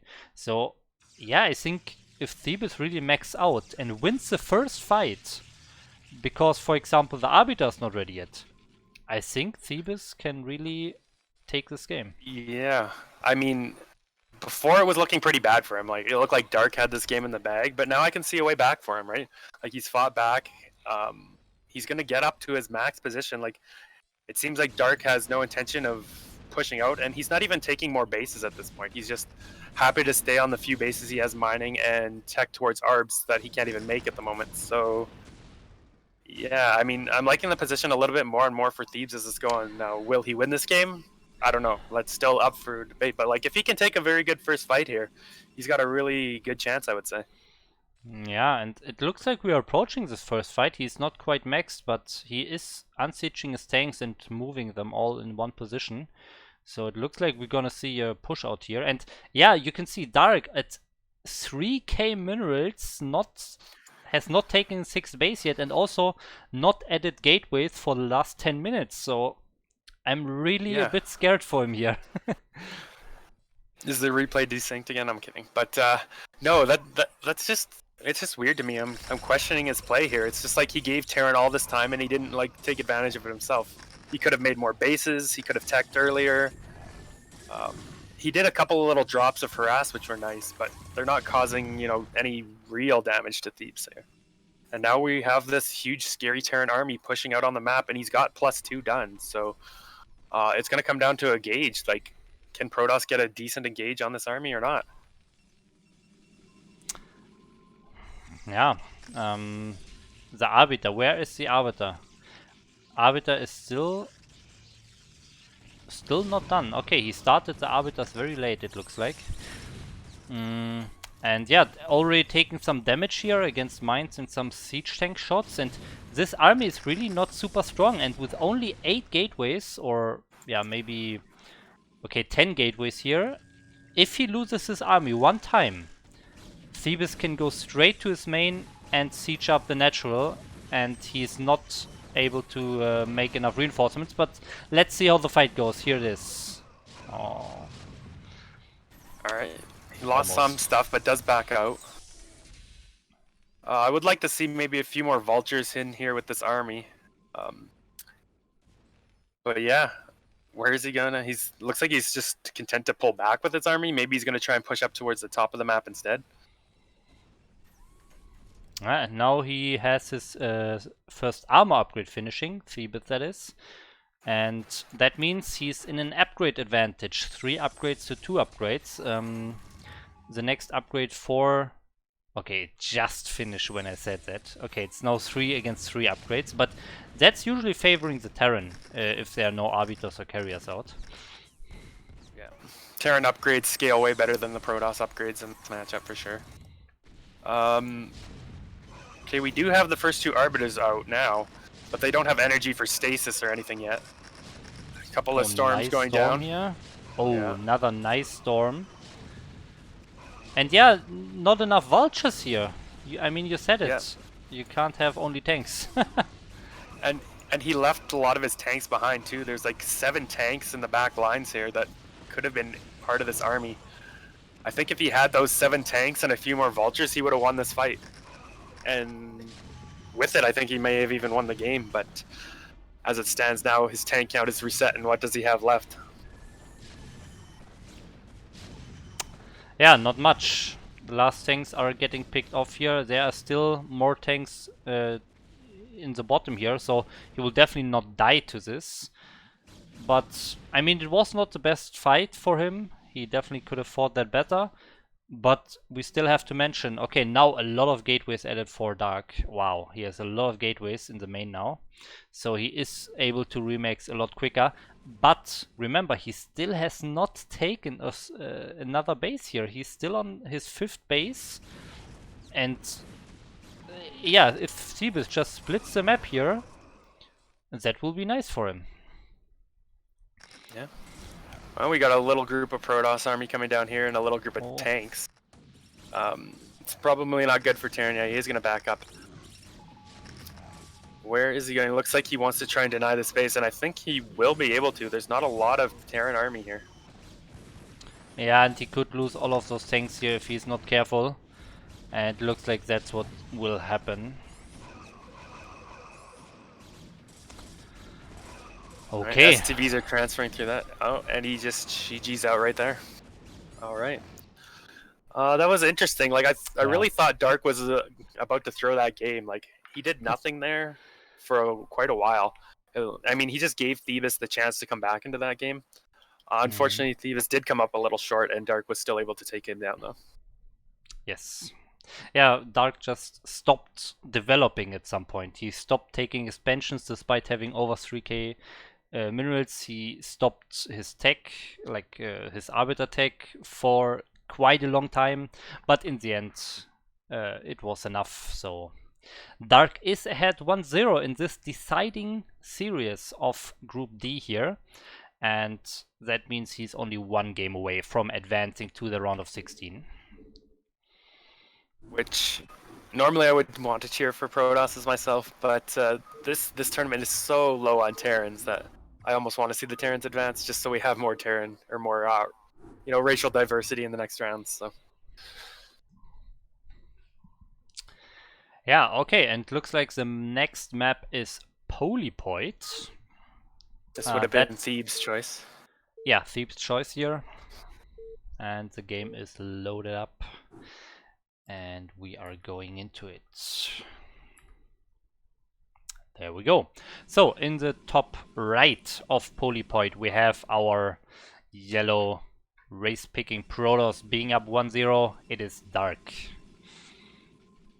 And in the top left, we have our pale green Terran, who is on the ropes, one game away from being eliminated. It's Thebes. All right, so what do we see on this map? I mean, so far we've seen Thebes do 2 factory twice against Protoss. I wouldn't be surprised to see him do something like that or some other aggressive opener again. Yeah, but also his opponents in Dean Max and here Dark in this first game of the series both opened up with 2 gateways early on, so both of them had enough units to hold this factory, this 2 factory. So all games, all PVTs we have seen today are very unit heavy, so I'm just gonna assume we will see the same here. Yeah, if I was a betting man, I would say probably. But we'll have to see. Maybe someone wants, wants to mix things up. So far, nothing out of the ordinary. I mean, we got our pylon, we got our gateway coming up here. First depot is about to finish, and then we'll see the barracks thrown down. So, yeah, this is definitely an interesting map, I would say, Polypoid. I'm not a huge fan of it myself. I don't mind it, but there are some things about it that I don't like. Can cause some problems. Just like I think facing Terran late game on here can be difficult, just because the small chokes and corridors or the high ramps, they can get into a lot of good positioning that's hard for you to engage in. So if we see late game, maybe we'll see something like that, right, where Terran's just set up in this really entrenched position and it's hard for Dark to get a good engagement. Yeah, that could be. And if Seabeth doesn't take a lot of damage early on this time and gets his big push out a little bit earlier against Dark not having his upgrades or arbiters in time, maybe it could work. But yeah, we'll see about that. So far, the core is going up, the gas, the factory will start soon. So really nothing special. The interesting part is again, will Thebes have his 3 SCVs in gas or not? So far, he has them still in. Yeah, he also did scout cross map here and sees that Protoss is not cross map, so that might have been his deciding factor of if he was going to go 2 factory again this game. He's like, okay, I don't want to go 2 fact again against a cross map Protoss, so I'll scout cross first and see if he's there. He's not there. Okay, he must be close to me, so I can 2 fact again. And it looks like that's what he's planning to do. As you said, the SCVs still are on gas, and we do have a Zealot first coming out of Dark here, heading his way straight to the Terran base, looking to get some damage done. Okay, there are 2 Marines. Okay, not another Marine building here. So if Seabus doesn't react immediately, he could lose one of those.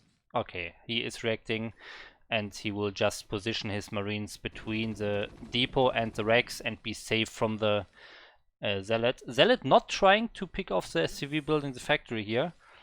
That's interesting. And now he just leaves again. So yeah, Thebes totally fine here. But did Dark see the second factory or not? That's the question here. Yeah, I switched the vision to his really quick, and the factory wasn't in vision. So if he clicked it, he will definitely have seen that a second factory was being produced. Looks like we do have 2 gateways here, as well. So open up with 2-gate again.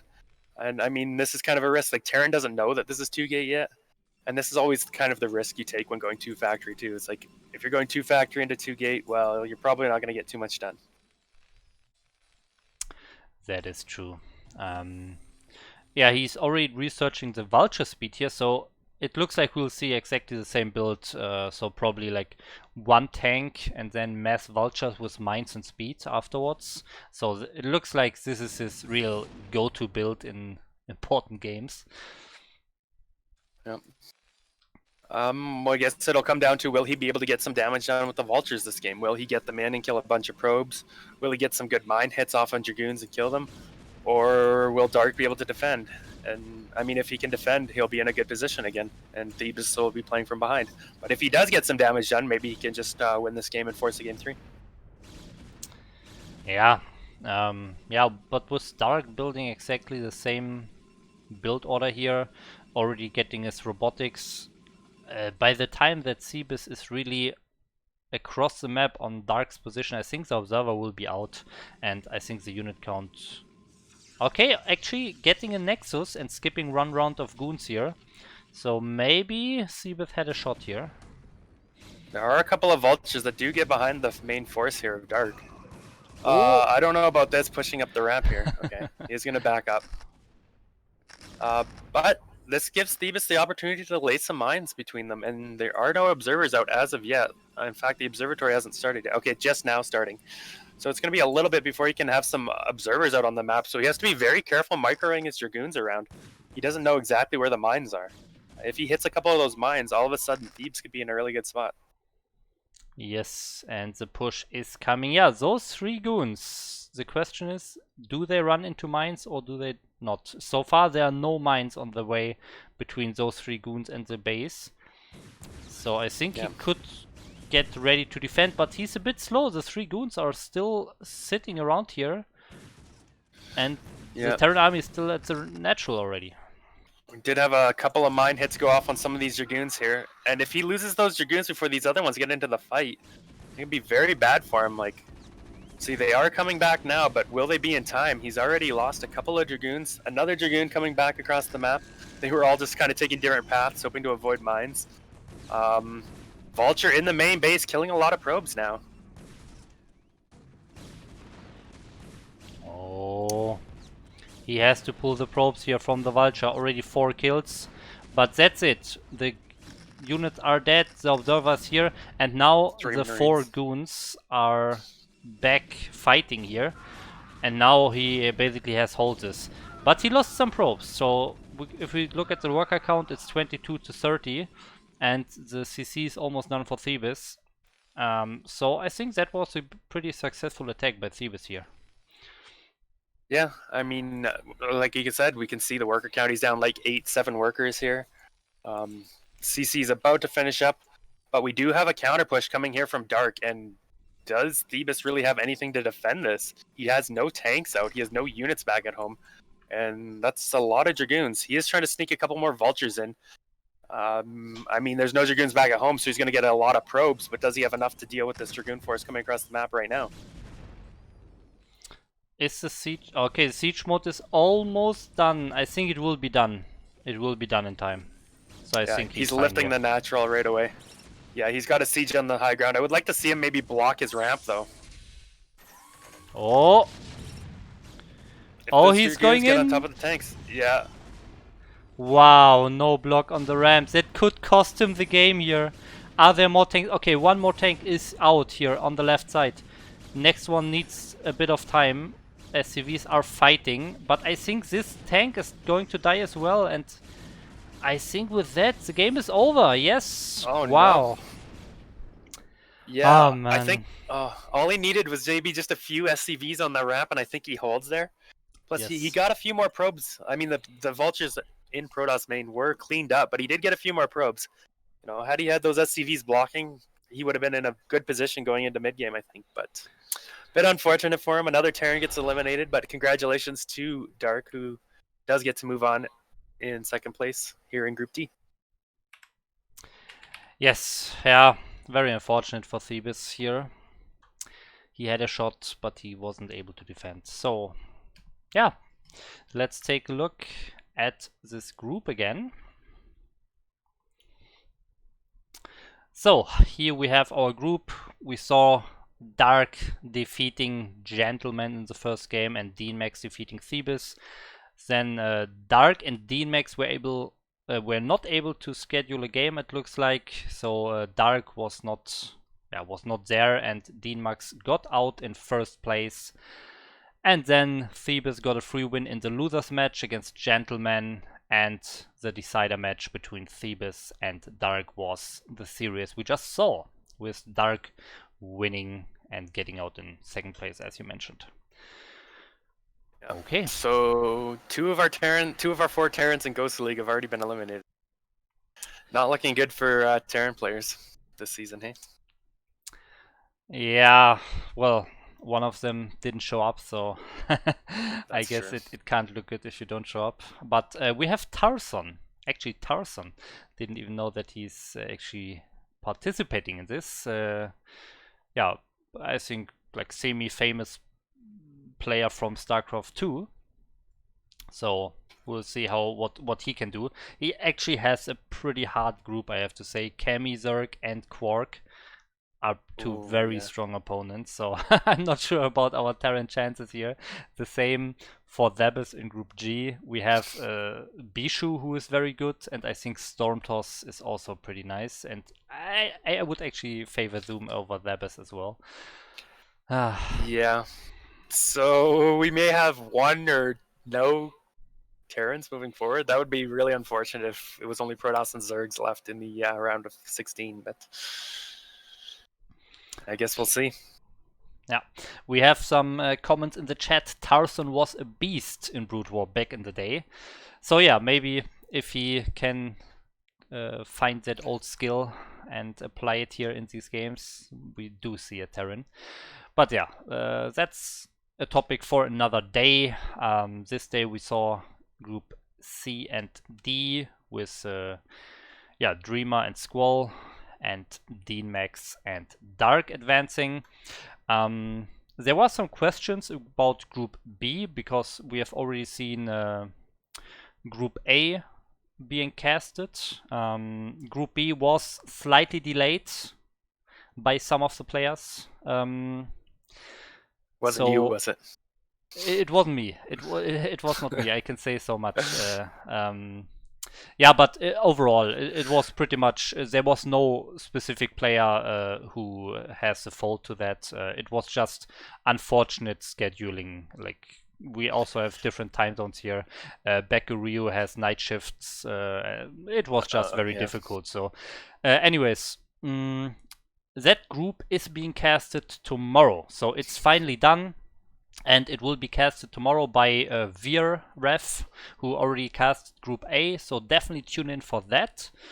And to do a very little self-advertisement here, I'm always, when I'm playing BSL, I'm always recording all of my games from first-person perspective. I do a little analysis of the games and upload them all together as one video for one round, edited together in one video. I upload them after the cast. So if you see this cast tomorrow for Group B, when the cast is actually done, you can find that video about my analysis and my first-person perspective out of my games on my YouTube channel.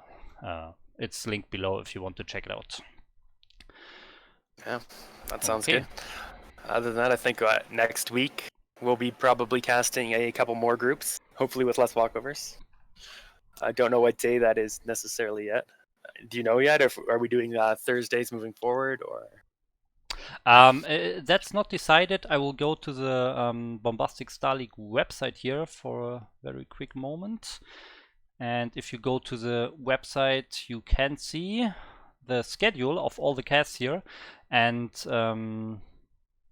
you can see, of course, Pro League, definitely check that out, being casted always on Saturday and Sunday. And then the Gosuleague casting days will be Tuesday and Thursday every week from now on. So we had some scheduling issues with Group B, so that is casted tomorrow on a Friday. But moving forward, we have Gosuleague every week on Tuesday and Thursday, with Veer Ref, IRK's Aggie, and myself with Snipe casting those games. So we have 3 different channels casting those games. I'm not sure which games will be on which channel yet, but I will just try to cast with you every Thursday if possible. Yeah, but definitely check out those games here. You can just find the information on the Discord. You can find the information here on Liquipedia. You can see it's already here linked when there's a stream. So also go on the Team Liquid calendar. There are so many places where you can see the correct stream links. So definitely check that out. We'll have some more awesome games here. And yeah, we'll see who casts which games. Awesome. Sounds good. Okay. Yeah, so I think with that we are at the end of our cast. If we don't have any specific questions in the chat here, is there anything left to announce or to say? Otherwise, we will stop the stream. Let's see, just one quick look. Okay, I don't think any specific questions here, so yeah, let's wrap up the stream. So we saw some awesome games. We have different players advancing from different continents, different races. Will be a nice round of 16. And yeah, it was awesome casting with you, Snipe. Always a pleasure. I'm sure we'll be doing plenty more Gosuleague casts. And it looks like we got a request for a show match between you and me. Maybe we'll have to organize that at some point. Yeah, we can do that at the end of the season. The real BSL final. Snipe versus Ray, the finals. We should actually do a BSL casters tournament. But I don't know I how guess well I would do that, but no, it should be fun. Yeah, we'll see. Maybe it's happening in the future. Yeah, the real main event, the Snipe Ray show match. All right. Okay, so thank you guys for watching, for always being active in the chat here, trying to help us with the confusion about Dark here, and of course, like all the organizers, definitely Averti especially, always organizing all these matches here. Yeah, thanks everyone, thanks Snipe, and with that we say goodbye and thanks for watching. We'll see you next time.